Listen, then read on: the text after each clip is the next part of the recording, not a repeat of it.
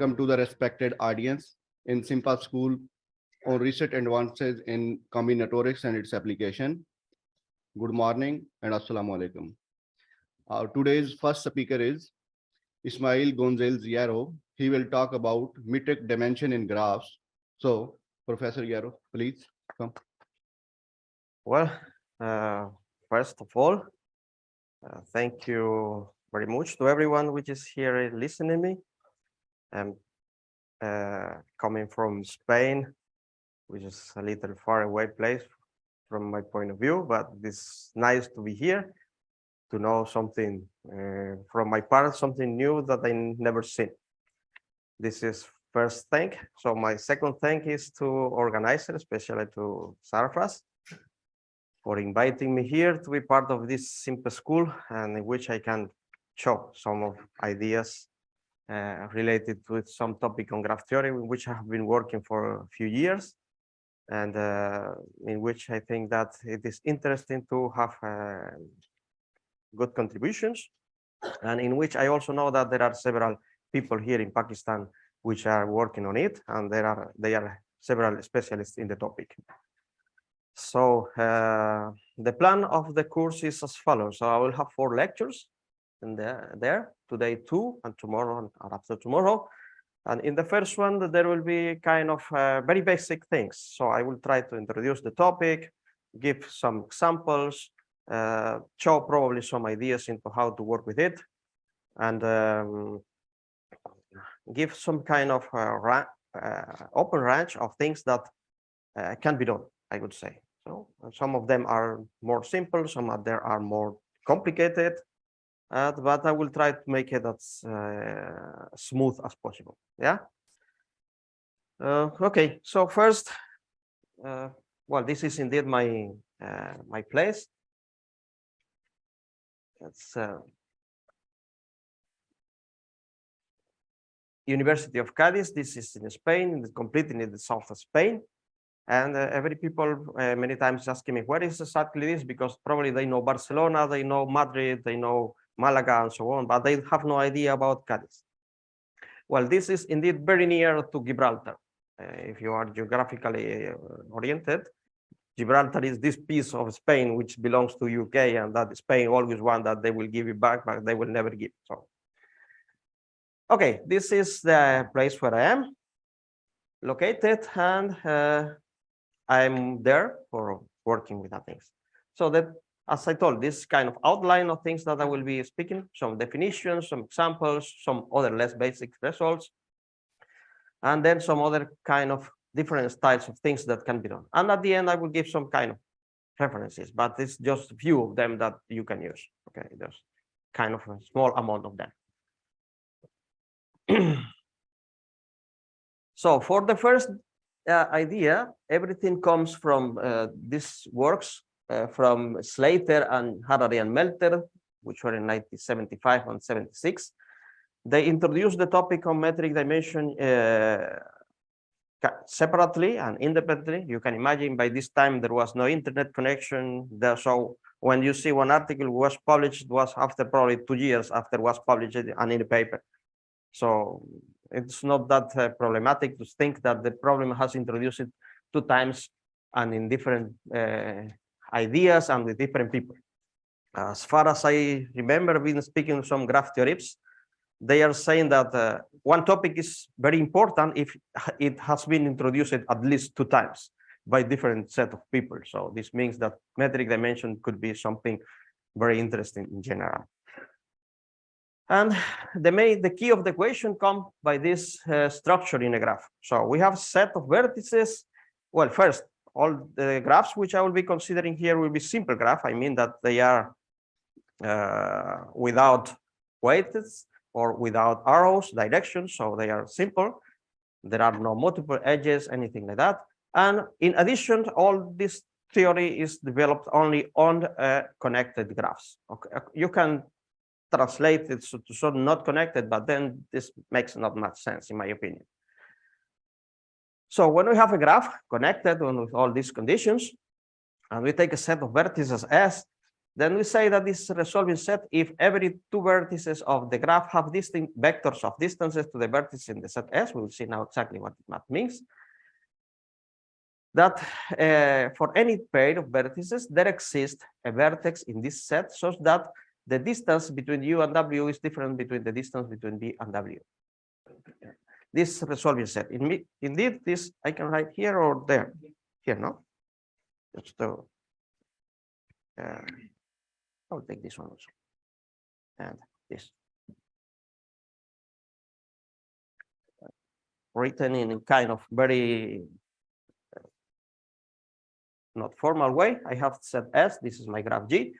And for any two vertices that I will take U and B, there exists W and W here, so that these two distances are different. I mean, here I have distance D and here I have D prime, where D is different from D prime. Yeah. This should happen for every pair of vertices of the graph with respect to this set S, including vertices which are in the set. But of course, vertices which are in the set, they have the property that if I consider one vertex here, the distance to itself is 0. So it is the only one he is clearly different with respect to every other one. Yeah. So this is the main idea. So somehow it is said that this vertex W resolves these two vertices B and U, or that B and W and U are resolved by the vertex W.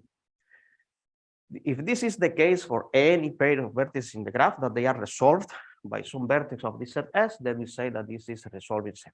Yeah. We also can understand this in the following way, and this is related with the first comment. Imagine that now my set S is a set of vertices ordered, yeah, V1 to Vk, and now for any vertex W or X or whatever, I will create a vector of distances. Yeah, all here distances between X and all this BA. It's vector, I mean. When this happens, that all the vertices are resolved by some vertex in this set, it means that all these vectors that I will form for all the vertices in the graph, they are pairwise different. So because they are different at least in one position, so they are pairwise different. And this representation is called metric representation.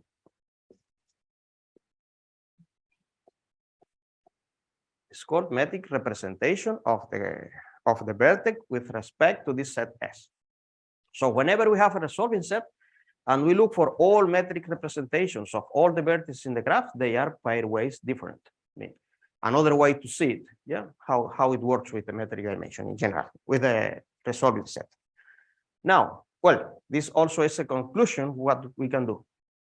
Each vertex of the graph is uniquely recognized by the distances from the resolving set of the graph. I mean, whenever I will take one metric representation, I will know which is the vertex, because this is the only one which is having this vector. And then the metric dimension of the graph is denoted in this way. dim of G is the minimum cardinality among all possible resolving sets of the graph. This concept, resolving set and metric dimension, you can find it in the literature with another names. For instance, resolving sets were introduced as locating sets by Slater, and people, which is Harari and Melter, they introduced this terminology of resolving set. Slater also told that the metric dimension is called locating number. Yeah, and you can find also for resolving set in the literature something called a metric generator, which was indeed my preferred terminology. I was using it at the beginning when I was working in this topic. You always metric generators and metric dimension, because for me it's more natural to use metric generator, because the set of vertices which I'm representing indeed are a kind of metric generator of the graph. But I was trying to fight against all people using this terminology, but I finally give up and decided to continue using resolving set, which is the most common now. Also, this notation dim of G is, you can find it in another way. I think lambda or mu of G or something like that. I don't remember. But I think that now it's very well established that mostly everyone is using metric dimension in this way, dim of G. When we have a resolving set which is having cardinality d mod g, then it's called a metric basis. Yeah, and this is again giving the idea that metric generator is more natural than resolving set. But okay. And here we have an example. For instance, in this graph, I will take these two vertices, one orange, one blue, and I will form all vectors of distances to them. I mean, this is distance 1 to this and 2 to the other one, this 2, 1, this 3, 2, 2, 3, and so on and so on. And you see the vertices itself, the blue one has distance 3 to the other one, 0 to itself. So it is the only one which is having this property. So it's 0 to itself, and the remaining one is something other. So whenever we are working with this topic and we have a resolving set, or we have a set and we want to check that this is a resolving set, then we need to check that these vectors of distances will these vectors of distances are different.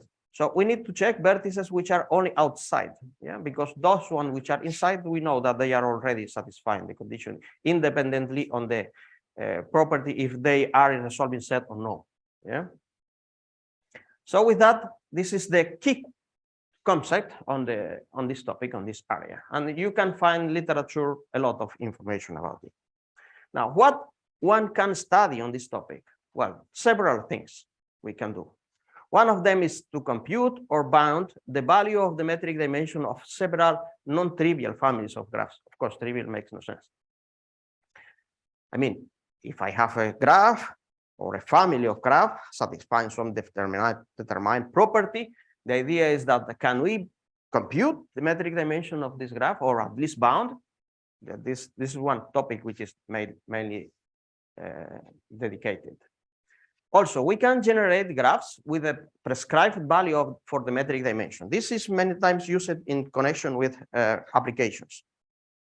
For instance, imagine that you have a problem in which you can apply a model, and in this model you create something that represents the metric dimension of the graph, and you have a graph, and now after you need to work with it. Then you say, okay, I have a graph, I know that this is related with a resolving set and the metric dimension. Then you say, okay, now I will need the metric dimension. But then you say, but I cannot compute the metric dimension because indeed this is a hard problem. We will see after about it, this complexity. So then what I will do? I cannot do anything, because if I cannot compute what thing that I need to use, then it's funny, no? So the idea is that then, is there a possibility of generating graphs that are having a prescribed value for the metric dimension? I mean, I have some prescribed value that I need, and with this, I will construct a graph which is having this metric dimension. This is something that can be done. Another thing is generating algorithms. Polynomial, of course, are the better ones, which are used for finding the metric basis, or at least some resolving sets which are not basis, that can be used after for something. We can also apply approximation techniques or other strategies to compute the metric dimension. By strategies, I mean some kind of this genetic algorithm or things like that you will use. We can find relationships between metric dimension and other parameters of the graph. Which other parameters? Anyone, whatever you would like, as far as it is useful for something, of course. Or find real-world problems that could be modeled or solved by using metric dimension techniques.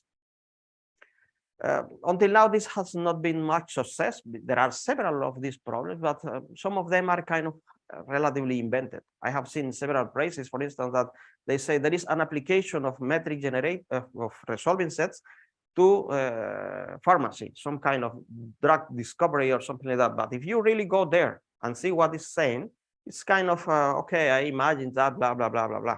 It's like many times people are smiling about physicists, and they say, imagine a circle cow. Then, okay, well, the same thing.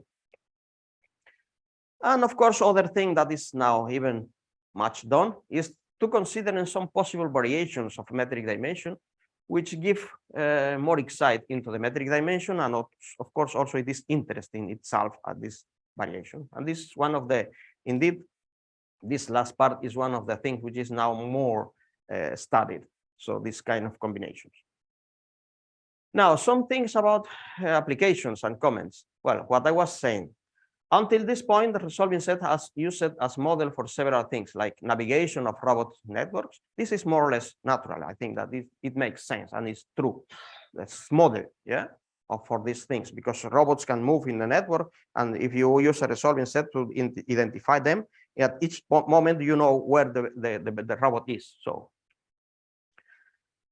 this is what I said: representation of chemical compounds, pattern recognition, and is something like that. But this one is interesting, the mastermind games. You know what mastermind games is? This one that you have some kind of text that you are putting some combination here, and the other one has to guess the colors with you are giving, and then he puts one, and then you decide you have two wrong and two okay and two something like that. And even I don't know exactly how the game is.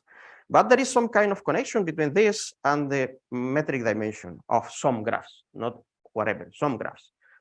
It is something really interesting because kind of model the situation that happened, and it can say how many steps you have to do to finally get the solution of the problem. Really interesting. I suggest to see it. But don't ask me about it because I wrote this. I was reading this, I don't know, 15 years ago, and I don't forget. I forgot everything about it. So there are several variants of resolving set, as I was saying. For instance, here, strong, local, partitions, adjacency, identify codes, and so on and so on. And the key problem of this is that deciding whether the metric dimension of a graph is less than some given integer is an NP-complete problem. So it's difficult problem, even for planar graphs. But this about planar graphs, it has some specific situation that when you consider not planar but outer planar graphs, then the problem becomes polynomial, which is really nice. I suggest as a literature to read this one, the works in which is proven that the metric dimension is NP hard for planar graphs, but is polynomial for outer planars. Very nice result, nice work, and it is relatively recent. You can find several other studies on NP completeness of the problem, mainly of some families of graphs in which this is polynomial, so has polynomial solution. It's interesting. There are several approximation results, some heuristics. I don't know anything about it. And well, the thing about generating graphs with the prescribed value of metric dimension is something which is studied. There are research on it. And the main idea of this is to study the case of product of graphs. I mean, if you know a graph, you know its metric dimension, you know the other one, then you can multiply them in some way. And then you can know what is the metric dimension of this product. So this is something which is good for this part. So now some basic results about this topic. I know I'm going fast, I'm going slow, I'm probably too much slow. So some exercises I was writing and problems. For instance, here I have several of them to get some information about it, and I will write here to make it easier. For instance, it is written there about that the metric dimension of graph is 1 for some graphs and 2 for the other ones.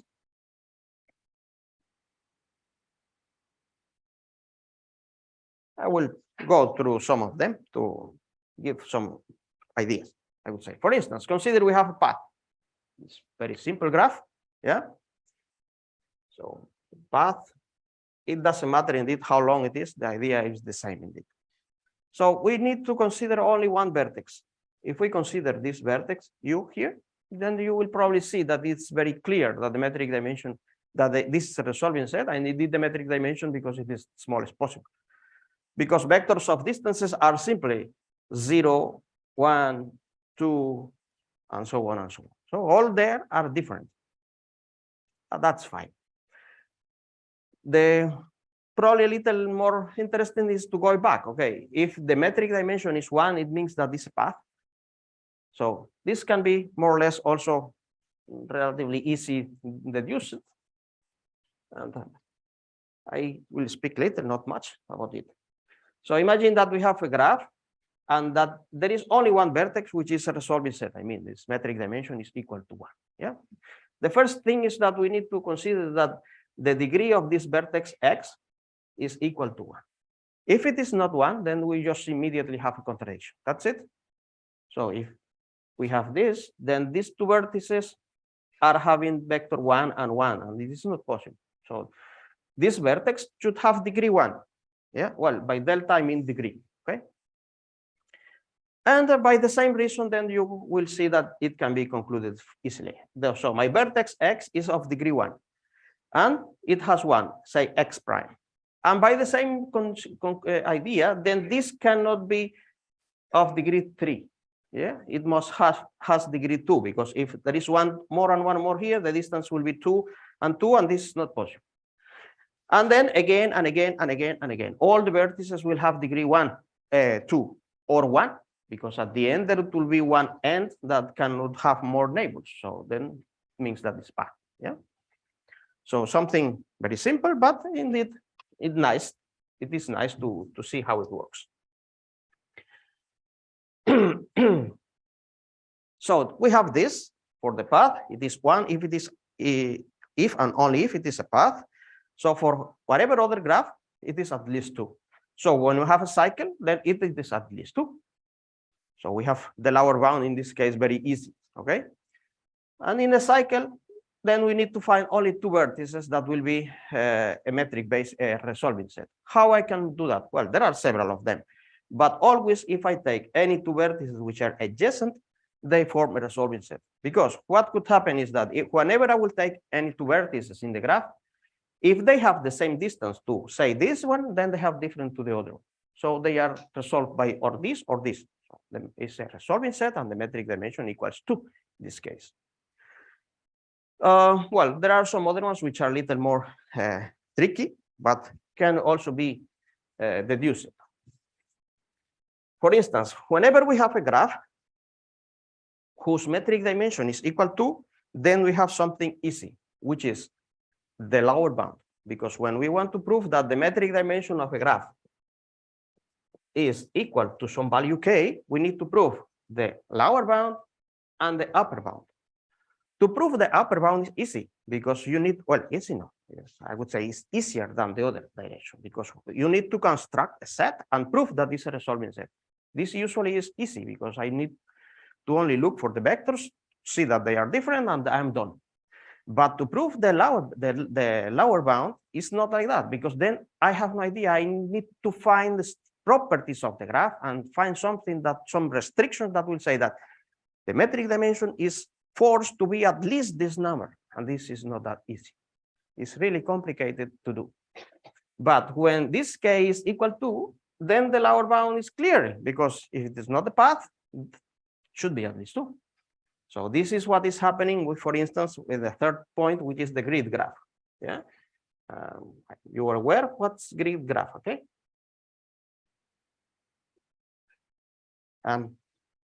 Clear what's grid? Yes, no? So the grid graph is this kind of network in which I'm doing the Cartesian product of 2 paths. Okay, it's kind of grid. I can represent it in a Cartesian system by doing coordinates of it. So this grid graph has metric dimension 2. So it is at least 2 because it's not the path. So it should be at least, I need to find only a set. And here there are indeed not many of them, because there is this set, yeah, formed by these 2 vertices in the corners, but I can take also this and this, or this and this, or this and this. And there are no more, indeed. These are the only 4 sets which are resolving sets in this graph of the smallest cardinality. And then to prove that this is a resolving set is not that complicated, because we need to take any 2 vertices, and we will see the same, that if they have the same distance to this one, I mean, to one of them, for instance, to this, it means that they are kind of symmetric with respect to this line which goes diagonally. I mean, that something like that and something like that. But then one is, like we say, farther with respect to the other. And then the process is not that enormous complicated, and we can get the solution. For the case of trees, then it is a little more difficult, but still not that enormous complicated, because it's based on some nice property which has a tree. I mean, if I consider a tree, you will always consider at the end some kind of things like that. So this my tree goes there, and there are this kind of vertices in which all the remaining part of vertices in this direction are of degree 2, yeah, and there are at the end some leaves. So this kind of maximal subtrees, I would say, yeah. So whenever I will consider this part, and I will consider two vertices which are here at the same distance to this vertex, they are having the same distance to all the vertices in the graph except vertices which are here. What does mean? That whenever I will take a resolving set of the graph, I need to take at least one vertex in this part, or here, somewhere. But this will happen also for these two here. So I need to take someone here. And I need also for this and this. So it means that I need to take someone here. It means that wherever I will have a set of a resolving set, I need to take at least the number of this kind of path, which are going from here, -1. I need to take one here and one here, and probably leave one without anyone. I cannot leave two of them. So with this, then I immediately get kind of lower bound that it says that for each of these kind of vertices, I need to take all but one. In the case in which there is one vertex which is hanging only one from it, so I do not need to take anyone. I can leave it free. Yeah. So this is doing a lower bound, which is easy to prove more or less. And then the best thing is that precisely this is the upper bound also, because if I take a set of vertices in which I'm taking all the leaves of this part except one, then here also one, and if somebody here I take all two but one, and so on and so on and so on, then this also a resolving set, and then the value is computed easily. Well, for complete graphs, it is clear that it is the order -1, because whenever you will take two vertices outside, they have the same distance to every of them, so it's not a thing to do. And for complete bipartites, also more or less the same idea. I will not speak about it, okay? So some families in which this is open, I mean that you can try to think about it. Well, there are 3 families which I have written here, which are really hard to manage. One of them is hypercubes.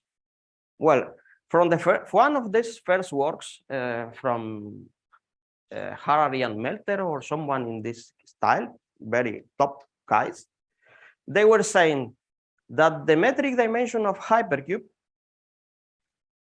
of Qn is n. They told that, and they say it's a kind of exercise to prove that this is the case, and we leave it like that in the article. Okay, I suppose that Harari and Melter can say that, of course. But after a few years, some people really realized that this is not the case, that the metric dimension of hypercube is indeed smaller than n for n larger or some value, I don't know, remember now which one. It's possible to construct resolving set of smaller number of vertices. And after that, then this becomes a really big problem. And then you can find literature, few works which are working only on the metric dimension of hypercubes. So it's something serious. The same is happening with Hamming graphs. There are some bounds, there are some values, but still no one is clear. And for Cartesian powers of path, the same. I mean, Cartesian powers of path is the product of several paths, Cartesian product. Clearly, the Cartesian product powers of path is including the hypercubes, yeah, because when the path of order 2, precisely it's hypercube. So this is something other. This some generalization, but it's also nice. These 3 problems, if you are able to make some contribution here, definitely you will publish everywhere you will like. So really good, really tough problems. So these are basic things, and there are other less basic results. I don't know, I think that probably I will not speak about them. For instance, if you consider a wheel graph, a wheel is a graph in which I'm taking the union or the join, I would say, of a cycle with a single vertex. I mean, this, I take a cycle, I take a vertex, join all of them. Well, this wheel is something which is really nice to see how it works. It has some nice procedure to prove that the result is like that. Yeah. I will not speak because I will not have time for the other ones, but okay, probably a little. The first thing is based on some things like that, some properties, I would say, of this graph in order to compute the metric dimension. First of all, if we are looking for a metric basis, I mean, not a resolving set, but a metric basis, which means that the cardinality of a metric basis is the metric dimension, then the vertex of the center does not belong to any metric basis because it has distance 1 to every other one. So it will not identify any other vertex. So then vertices are not, we don't care about the center. So metric basis is having vertices only on the cycle. And now that things are defined. For instance, what is said there? Okay, they consider things, for instance, if we have two vertices here, we consider this path in one and the other path as P and P prime. Yeah. And then they are using the definition of neighboring vertices, gaps, and neighboring gaps. So I mean, if I take a set of vertices, it doesn't matter which is if it is a resolving set or no. Then we are saying neighboring vertices, vertices which are, I would say, adjacent or at a distance in which no one is between them. For instance, these two are neighboring vertices, and these two are also neighboring vertices. Gaps is something like a part which is missing in the set in the vertices of that I'm considering. For instance, here this is a gap, but this is also a gap. Okay, and it could be a gap here empty. They are also saying that. Yeah, and neighboring gaps are gaps which are kind of adjacent one to the other. For instance, this and this, they are neighboring gaps because they are here, or they are also in the other direction neighboring gaps. Then once we have that ideas, then we consider a metric basis, and we have things like that. Properties, I mean, what I was saying, in order to prove the lower bound, we need to find properties of the graph that will help me to say, okay, it cannot be less than this quantity. It should be at least this number. For instance, when we have a gap in a metric basis, this gap has at most 3 vertices. I mean, when we have a, I will raise again.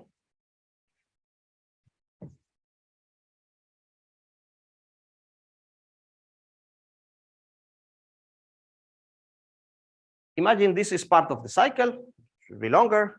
There are some things here, yeah. And if we have a gap, I mean vertices which are not in the set, which are at least 4, I mean here and here, then this will mean that I will find 2 vertices which are not identified by any vertex in the set. Which ones? These 2. Yeah, because these 2 vertices are having a vector of distances which is only 2, 2, 2, 2, 2. They have distance 2 to every other one. Yeah, they have distance 1 here, 1 here, but the other ones are distant at distance 2. So it's simply going to the center and going. Yeah, so this is a graph of diameter 2. So every gap can has at most 3 elements. So we have 3 elements here, and this must belong to the metric basis, and this one must belong to the metric basis always. Moreover, at most 1 gap has exactly 3 vertices. So there cannot be 2 gaps with 3 vertices, because as soon as we have 1 gap with 3 vertices here, and there is other one in some other part, the vertex in the center, they have the same vector of distances 2, 2, 2, 2. So it is impossible. Exactly 3 vertices, and if a gap B contains at least 2 vertices, then any neighboring gap has at most 1. Imagine we have a gap which has 2 vertices. Yeah, this belongs, suppose, and here we have something like that, I don't know. And here some gap. At most 1 vertex. No, so I'm now wrong. Neighboring gaps are gaps which are having 1 vertex only in the middle. Yeah, these 2 gaps are neighboring gaps if they have 1 in the middle only. So if this is 1 and has 2 elements, then we have again the same problem, because this vertex is having distance. Okay, this is having distance 1 to here, yeah, and the other ones are having distance 2, and this vertex here is also the same. It's having distance 1 to this here, and the other one distance 2. So it has 1 and several 2s, 1 and several 2s. So it is impossible this. Notice that this has 1 and 2 because this is not belonging. So if this is belonging, then it has 1 and 1. Okay. So by these conditions, we get some kind of conclusions. And at the end, we are able, or we know, because I didn't do that, it's impossible to prove that the number of vertices in any solid set or metric basis in a wheel is 2 times n plus 2 over 5 the plurals. Of course, this is kind of this idea is used for doing the lower bound, and for the upper bound, it's necessary to find a construction which will give you the this construction. Well, I just hope the proof which is in the article. They construct this according to how the graph is modulo F5. If it's modulo 5, they give some construction 0. If this one modulo 5, some modulo 5, and they some construction, so on, so on. So they construct always a set of vertices which have cardinality, and then this gives the exact. It's very instructive example of a graph in order that. Okay, it is very instructive example of for computing the metric dimension of a graph. Even if you see some recent article, one survey which is written by some people from US, they are using this example to introduce the problem, to show how it is working, the idea, and it is indeed very nice to see. So some other problems about graphs with well, that things is something which is interesting, I would say. Of course, the metric dimension is always between 1 and the order minus 1. Yeah. And you can find that this one only if it is a path, it is order minus 1 if it is only a complete graph. And there are some cases in which is interesting. For instance, finding the metric dimension, characterizing all the graphs which are having metric dimension 2. At the beginning, you think, oh, this should be easy. If it is one only path, 1, 2 should be just few. Well, this is not that easy. There are a lot of articles working on that topics. Well, you can see cycle has metric dimension 2, but also the grid graph. You see quite different structures. This always giving the idea. This is immediately giving the idea that this problem is not that easy. There are some conditions that should occur. For instance, a graph which is having this property cannot contain K5 as a subgraph, and also cannot contain K33 as a subgraph. Yeah, the complete bipartite. Also, there is a unique shortest path between the two vertices, which are in this resolving set of cardinality 2. And there are things also like the degree of all the vertices in this shortest path should be at least 5, at most 5. And the degree of both vertices can be at most 3. So there are several conditions, but still we don't know. Then when we observe these two, we immediately think, oh, it seems that probably this is happening only if the graph is planar, because cannot contain that two things. But this is not the case, because there are non-planar graphs that are having metric dimension 2. So this is problematic. I have seen recently some article in which is published a kind of characterization of all the graphs which are having metric dimension 2. Well, okay, it is probably a characterization, but the characterization is in the sense that, okay, this is equal to 2 if and only if, and a list of conditions like 5 or 6, and the conditions are in the style of there exists a graph, a vertex which is having this property that says that the degree of this plus some blah blah blah. So this is characterization that is useless indeed, because I am indeed not saying anything about which is the graph. Probably it is more difficult to check all these conditions that check that the metric dimension is 2. So this is problem. There are some partial results. I don't know, probably I think that I have seen something which is interesting about trees which are having metric dimension 2, or I don't know, some class of family in which the metric dimension is 2, and there is characterization of how they look like. Okay, fine.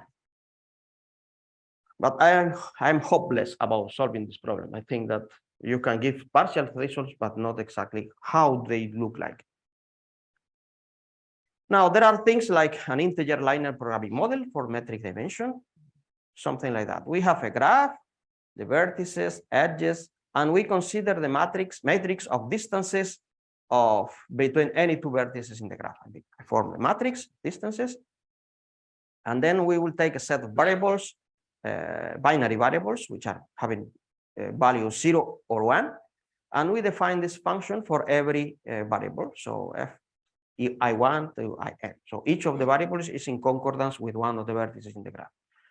Then if we try to minimize this function with these constraints or restrictions, which are related with the distances between any vertices in the graph, multiplied by the value y1, yi, so then we will get the solution of this problem.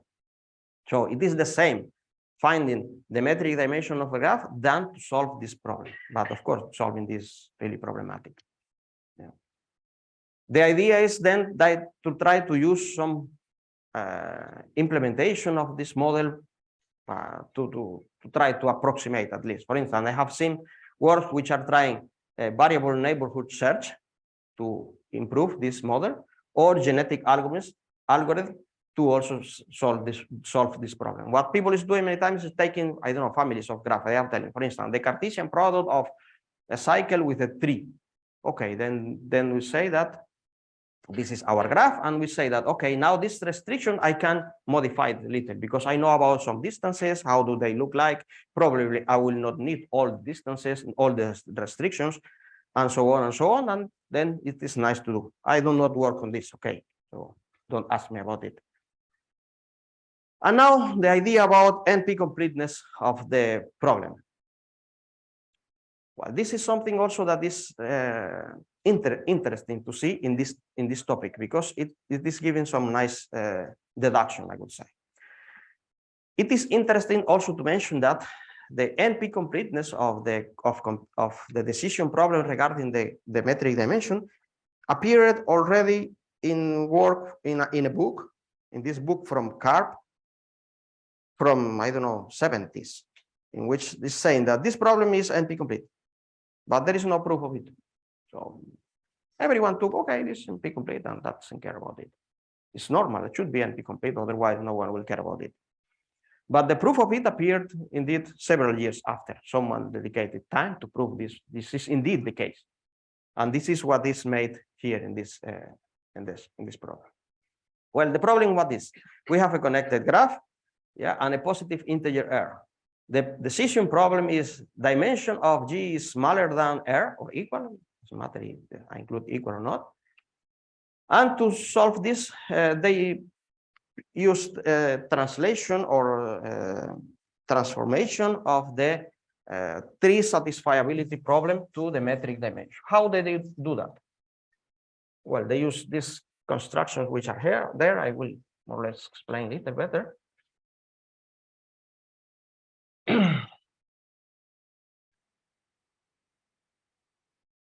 Well, the tree sat problem, I think that you probably know about it. Tree sat. It is related with the following. We have a set of variables, x1, x2, and so on, xn. And for these variables, we have two solutions. They can have value true or value false. And the variables, when they are, I would say, taking the value, well, I would say they're having true or false. And then I will use the following. For x1 to xn, I will represent the value of it. And if I write x1 with bar till xn, I'm saying that, like to say, a complement of this value. I mean, they are opposite. Yeah. Negative, I would say. These are the positive, these are the negative. Yeah. And now the tree sat problem means that we have a chain. It's like that or something like that of three of these variables. I have x1, x2, and x4. Or can be some like that, x2, x3, and x5. Some negative, some positive. And the idea is to find an assignation to the variables x1 to xn between true and false in such a way that each of these how to tell. Well, clause, they are calling clause. Now I see the name there. Will have value true. And one of these clauses will have value true if and only if at least one of the variables is true. In the sense that, for instance, if x1 is true, yeah, the first one, then I'm already done. This is satisfied.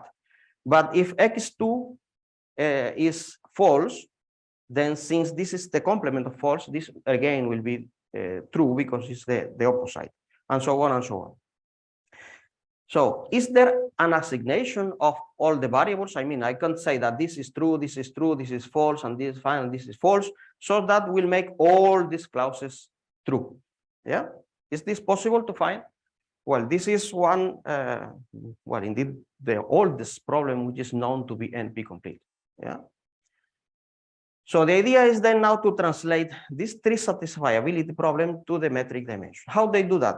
Okay, they say, okay, if I have n variables, for each variable, I will create this construction. I mean, I will take a cycle on 6 vertices.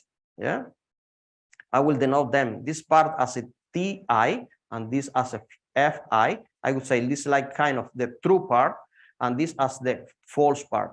And these 2 vertices in the middle, I will just denote it by A, I, B, I, A, I, B, I. 1 and 1 and 2 and 2 below and up. And for each of the clauses of the chain of clauses, I mean, this is a clause, this is another one, and so on and so on. For each of them, I will create this construction. So I will take a star, I want 4 vertices, central vertices and 4 vertices to them. And now I will do this graph. How? Okay, if I have this clause, for instance, which is x1, x2, and x3, x2 negative, then for x1, I mean, I will take in this construction corresponding to the variable x1, I will join the T1 with the left-hand side and the false with both of them. And if it is on the contrary, negative, x2 complement, then I will do the same. I would say, or the opposite. The true will go to both of them, and the false will go only to this side. The other one, the third variable is here positive, then I will just join this part to the left side, and then the false will join to both of them. Now, what remains here is that if there are variables which are not in this clause, like here is x1, x2, and x3. If there will be x4, then I join here. Probably in this example is better. x1, x2, and x3. You will see the construction, and here it is x4, which is not in the first clause. So x1, x2, and x3, and x4, the variable, is not in this clause. So then I will join both of these vertices to both of these 2. So I mean, I join from the green to both of them and to the blue to the both of them. Whenever there is a variable which is not in the clause, then I join to all of them between these 2 vertices and these 2 vertices in the corner. And then I create the graph. Yeah. And now with this graph, I will work and I will try to compute the metric dimension of this graph according to an assignation of values to the variables. I mean, first of all, there are some things that I need to consider in the graph, independently that this graph represents this chain of inequality of variables, of clauses. Yeah. First of all, notice that these 2 vertices which are here, or these 2 which are here, I mean, the vertices which are these A's or these B's, they are having the property that they have the same distance to all the vertices in the graph, except this 4 here. Yeah. You know, this vertex they go here, they have the same distance to all the other ones, but only this, they 2 and these 2 also. They are the only one which are identifying them. So it means that in each of these 4 vertices, I need to have at least 1 vertex in any resolving set. Otherwise, I have problems. And the same is happening here below. These 2 vertices which are here, yeah, these 2, they have the same distance to all the vertices of the graph. It means that I need to have at least 1 of them always, yeah, for each of the variables. This means that whenever I will take one of these graphs, the metric dimension of this graph is at least the number of clauses plus the number of variables. Yeah. So if I have m clauses and n variables, then m plus n. So this is the first idea. Now the idea is to prove that this value is precisely the value of the metric dimension if and only if this chain of this set of variables has an assignation which makes that all these clauses are satisfied, that are true. Yeah. Then to prove that, it is now more little tricky, I would say, but more or less can be seen. Whenever we have a variable which has a value true or false, we will do the following. Okay, here is not written this. So whenever I will take a variable which is okay, suppose that the metric dimension is equal to this number. So if it is equal to this number, it means that I have exactly one vertex. Why it's not doing like? Okay, I need to have one vertex here, one in each case. I mean, then if the vertex is here in this side, yeah, if the vertex is here in this side, then I will consider the variable x1, and then to this variable we will see that these two vertices are satisfied, yeah, but then we will consider these two vertices here, yeah, this one in the corner and this one also in the corner. As you see, they both have the same distance to this vertex, yeah, because they are adjacent to here, but they are not adjacent to here. It means that in order that I will identify these two vertices, they should be identified by someone in the left side. Yeah, it means that these two vertices are needing someone here, and with this, then I'm getting a value for x1. In this case, means that if the construction goes in this direction, then I will get a value true or false for the value. At the end, when I will go to all these vertices which are here in the corner, seeing like that how they are identified by this side or by the other side. This will say that, if you see, if they are in this side, they are having value true. If they are in the other side, they are having value false. And with this, then we get an assignation to all the variables. And this assignation is proved after some steps. That is indeed a satisfying assignment for all the variables that are doing that this chain of clauses is satisfied. Now, the idea is going on the other direction. When I have an assignation to all the variables, then I need to construct how it's looking the resolving set here. I mean, if I have x1, which is false, then I include one of these two sides. If it is true, then I include the other one, and so on and so on. And then it's proved that both of them are the same. At the end, we get that the metric dimension of this graph is precisely the number of clauses plus the number of variables if and only if this set of variables has an assignation that is making that this set of clauses is satisfied. So this is some kind of nice construction, which is which can be after kind of little transform to compute similar complexity result for some other related variants, like, I don't know, a strong metric dimension or whatever other one. Yeah, it's something also nice to see, and I suggest also to check how it works. So I have only 5 minutes, no?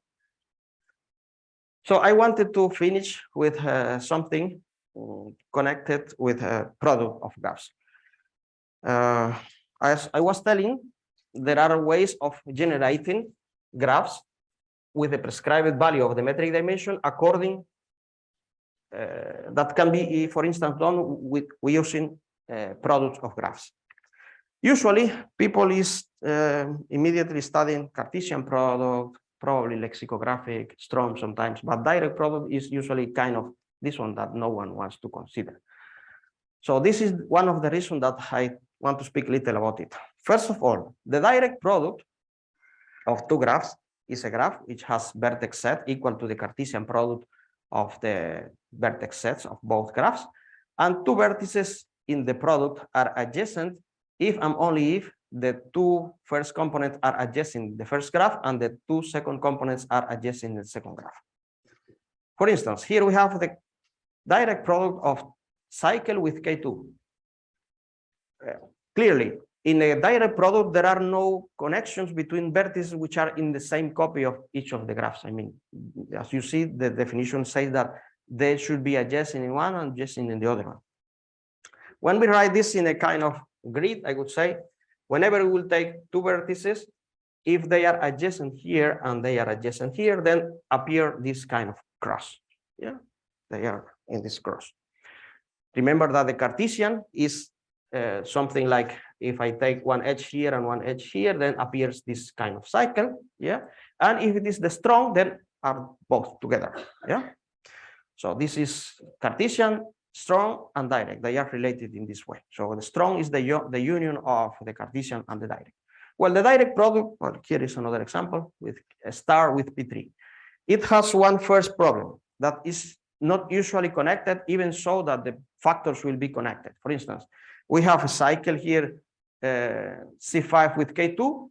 It is connected. This is C10. Yeah.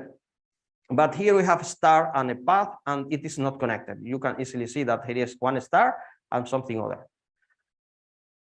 Indeed, the direct product is connected if and only if at least one of the factors is not bipartite.